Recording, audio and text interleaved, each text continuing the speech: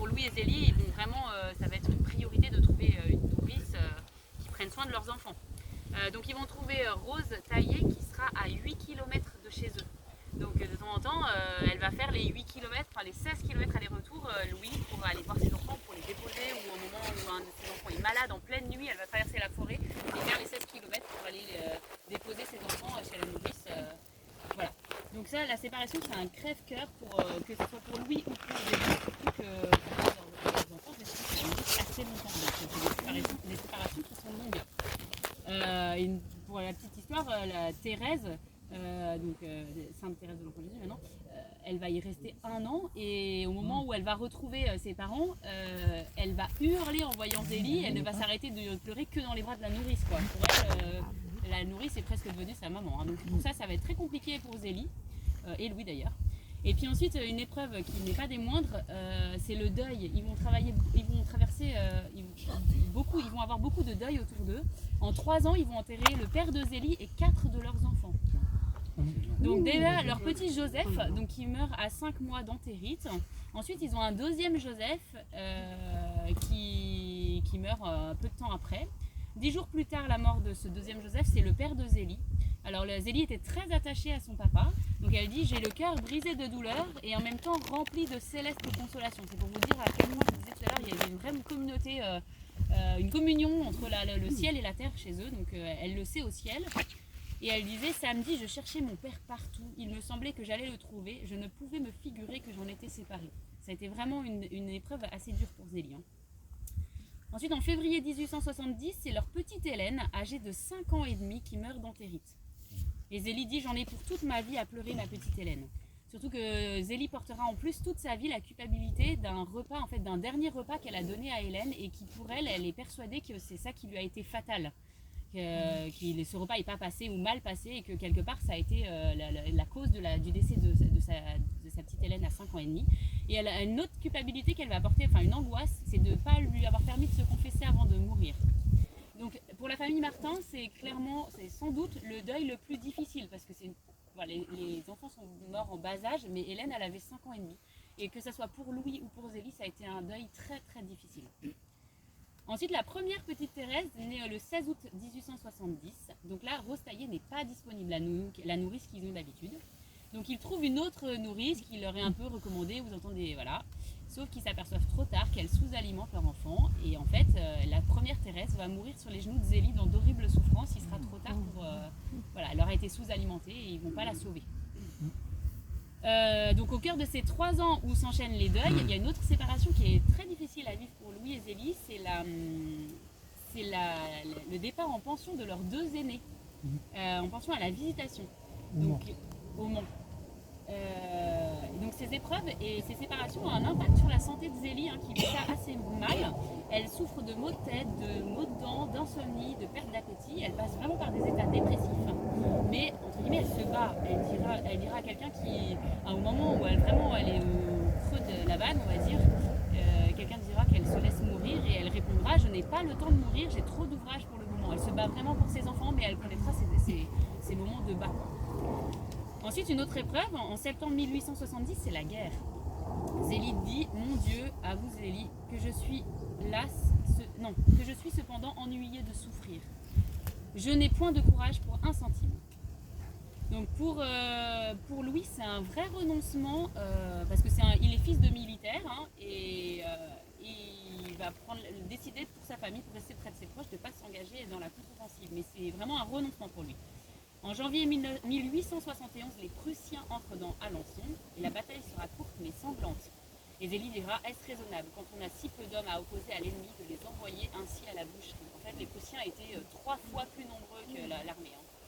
Donc Louis est anéanti et il ne pourra ni manger ni dormir pendant plusieurs jours. Vraiment, il se laissera presque un peu dépérir et c'est Zélie qui va le porter en disant que voilà, il faut qu'il rebondisse, mais ça sera vraiment difficile pour lui. Donc on impose 9 soldats à loger à la famille Martin. Mais pour eux, il n'y aura aucune haine partisane. C'est vraiment, ils vont vivre ça dans la charité. Donc Zélie, elle voit un des soldats qu'elle loge qui est triste, et elle lui donnera des petites douceurs un peu pour le réconforter. Et Louis. Quelle nationalité? Des Prussiens. Oui. Ah oui, pas de notre armée, de l'armée, pardon. Oui, non. Voilà, c'est ça.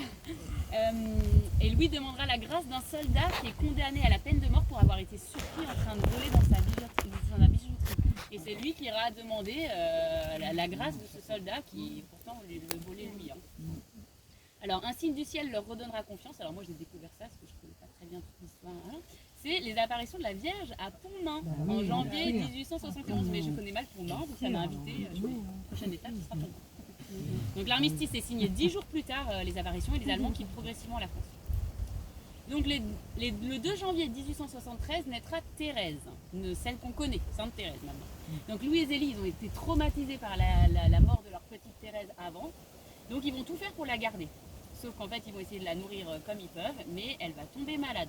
Donc Zélie, elle court chercher Rose à 8 km, et les deux reviennent quasiment le plus vite possible, et Thérèse sera sauvée mais in extremis. Hein. Donc, mais elle doit, ce que je vous disais tout à l'heure, elle doit partir vivre chez sa nourrice pendant 1 an, et ça c'est vraiment un déchirement pour elle. Alors cette même année, en 1873, c'est au tour de Marie d'être atteinte d'une fièvre typhoïde dangereuse. Donc là, Louis et Zélie la veille jour et nuit parce qu'elle délire complètement. Et Louis part en pèlerinage implorer sa guérison, donc à 15 minutes d'Alençon, il part à pied et à jeun. Et Marie finit par s'en remettre. Je ne sais pas, je ne peux pas te dire.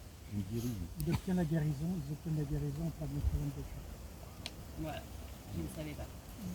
Alors, en 1865, donc Zélie a 34 ans et elle se plaint à son frère qui est pharmacien d'être gêné par une glande au sein. Sauf que Louis s'inquiète, on pense à une opération, puis l'affaire semble oubliée et il ne se passe plus rien. Sauf que 11 ans après, en 1876, Zélie recommence à souffrir et une semaine avant Noël, elle consulte un médecin et c'est une tumeur fibreuse. Donc Zélie se sait condamnée, hein, ils lui ont laissé quasiment aucune chance, elle le savait. Mais elle va parler de son petit bobo pour pas affoler sa famille. Enfin, la famille le sait, hein, mais après, pour atténuer auprès de ses filles, elle va parler d'un petit bobo. Au quotidien, elle va pas parler de cancer. Et donc elle va connaître la solitude des malades qui se savent condamnés, mais où les proches ont du mal à voir que quelque part ça va être fatal. Donc elle vit cette solitude hein, des malades. Et elle fait le sacrifice de son dernier Noël, puisqu'elle a appris ça juste avant Noël. Elle aurait voulu passer son dernier Noël en famille. Et comme son frère et sa belle-sœur sont anéantis, elle va faire le sacrifice de son dernier Noël pour aller les voir à Noël et passer Noël avec eux. Donc Zélie est complètement abandonnée à Dieu. Elle goûte vraiment une paix profonde dans cette épreuve. Elle dit « Enfin, le bon Dieu me fait la grâce de ne point m'effrayer. Je suis très tranquille. Je me trouve presque heureuse. Je ne changerai pas mon sort pour n'importe lequel. Si le bon Dieu veut me guérir, je serai très contente, car dans le fond, je désire vivre. Il m'en coûte de quitter mon mari et mes enfants. Mais d'autre part, je me dis, si je ne guéris pas, c'est qu'il sera peut-être plus utile que je m'en aille. En attendant, je vais faire tout mon possible pour obtenir un miracle. Je compte sur le pèlerinage à Lourdes, mais si je ne suis pas guérie, je tâcherai de chanter tout de même au retour. » Voilà, donc on voit bien l'état d'esprit de Zélie qui ne se laisse pas partir en disant voilà, Dieu, voilà, elle se bat quand même pour vivre, mais en même temps elle est abandonnée à la volonté du Seigneur en disant si sa volonté c'est que je parte, et ben c'est que ça sera mieux pour les miens que je parte, et voilà, le Seigneur s'en occupera. Alors le pèlerinage à Lourdes, je ne vais pas vous en parler, mais ça vaut le coup, demain je vous ramènerai le petit livre là, ça vaut le coup de lire la lettre où Zélie explique son pèlerinage à Lourdes, parce que en fait rien ne s'est passé comme elle le voulait.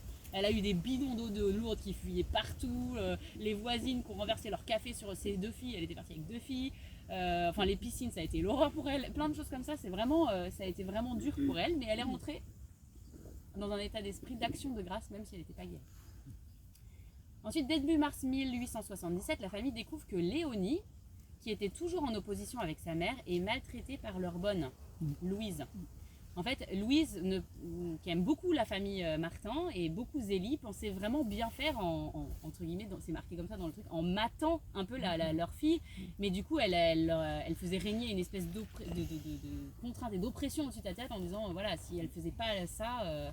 et donc elle l'a maltraitée. Et c'est une de leurs filles qui va le découvrir un jour en passant devant la cuisine et qui va entendre Louise menacer Léonie sur quelque chose. Donc là, Zélie va alors complètement changer d'altitude par rapport à sa maladie. Elle qui était très paisible et qui disait en gros que la volonté du Seigneur soit faite. elle a un puissant désir de vivre pour sa fille, parce qu'elle dit j'ai perdu trop de temps et elle a peur que son départ par sa maladie et sa mort se fasse trop tôt avant que Léonie puisse enfin retrouver se stabilise entre guillemets quoi. Donc Zélie s'éteindra le 28 août 1877. Donc voilà, mars 77, il découvre que Léonie est maltraitée et Zélie partira en août 77.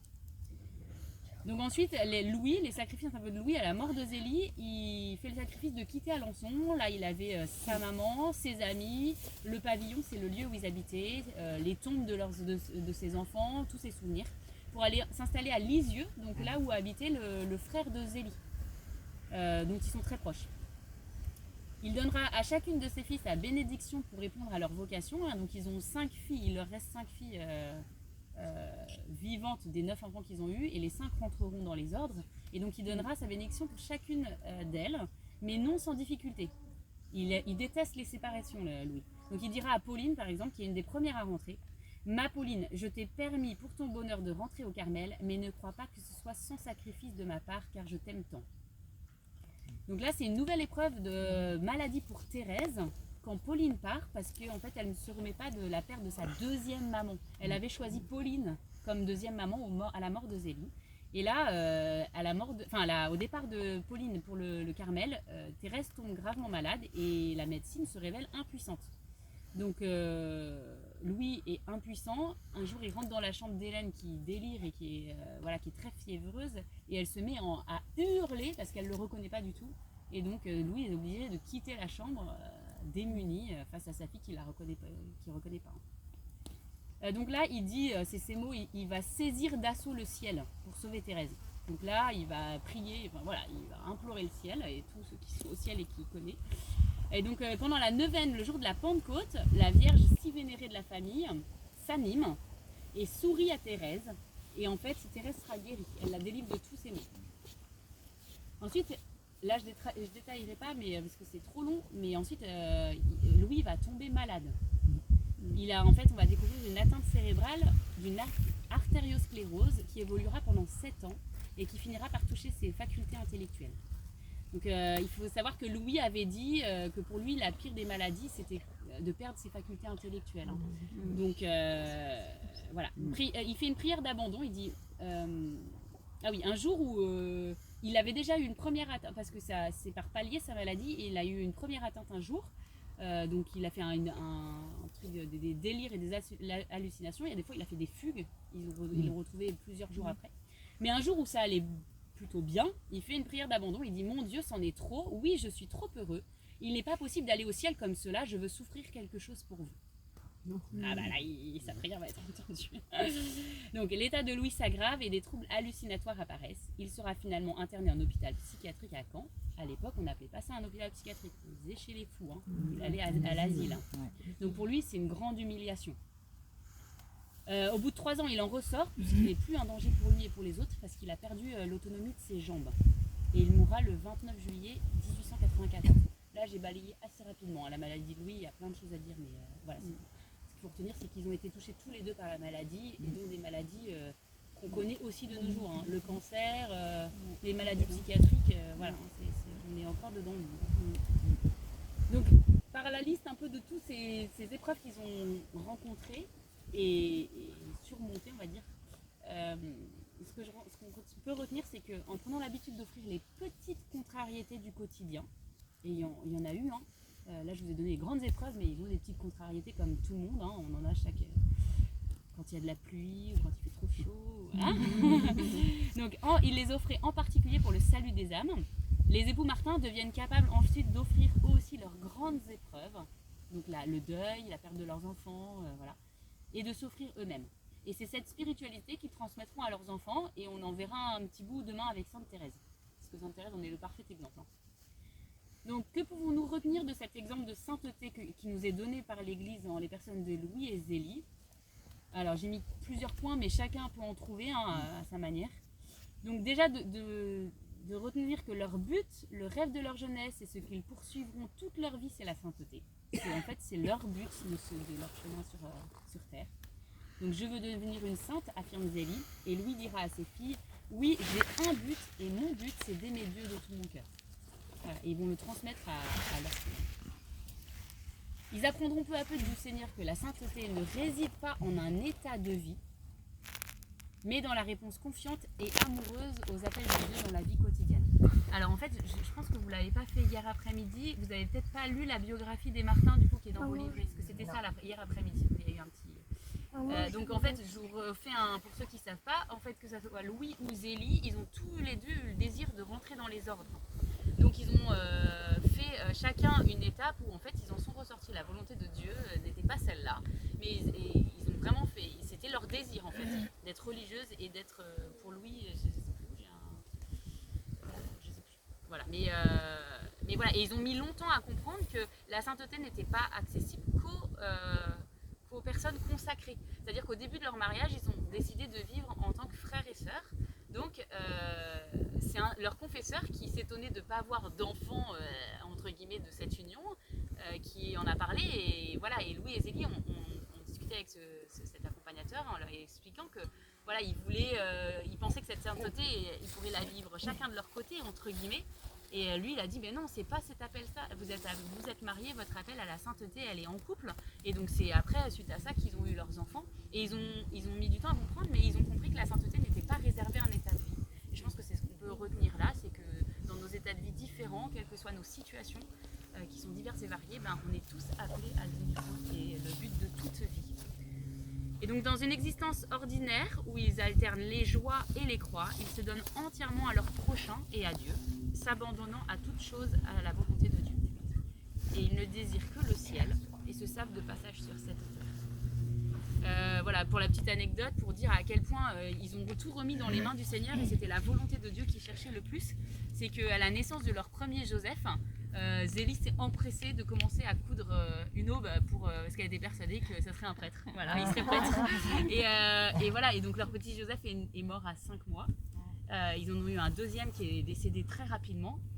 Et suite à ça, Zélie écrit à la place de demander un prêtre dans notre famille, j'ai demandé la volonté de Dieu. Voilà. Et en fait, je pense que c'est aussi ça qu'on peut retenir, c'est-à-dire que nos demandes, elles ne sont pas toujours conformes à la volonté de Dieu et que même si leur demande, elle était assez légitime et belle de vouloir un prêtre dans leur famille, et je me dis, elle a changé de demande après. Ils ont dit, en fait, on demande la volonté de Dieu. Et bon, on ne peut pas mettre ça ne peut pas se mettre en balance, mais au final, ils ont quand même eu 5 filles religieuses, dont une qui est docteur de l'église, enfin voilà, sainte patronne de l'Europe, c'est ça? Non, des missions. Des missions, pardon. Donc voilà, la volonté de Dieu, c'est largement fait, mais... secondaire de la France. Voilà, c'est ça. Ils se sont mis dans cette démarche de demander la volonté de Dieu. Donc voilà, j'espère que je ne vous ai pas accablé par toutes ces épreuves, mais simplement de dire que Louis et Zélie Martin, leur exemple de sainteté, c'est de vivre le quotidien qu'on a chacun à vivre en mettant Dieu au cœur de tout et en s'abandonnant à sa volonté, en demandant sa volonté en fait. Et lui nous exauce et nous répond le mieux possible, quoi, hein, et on le découvre en fait après. Mais voilà, et voilà, ils ont vécu les épreuves comme nous, on peut en vivre. Voilà. Amen.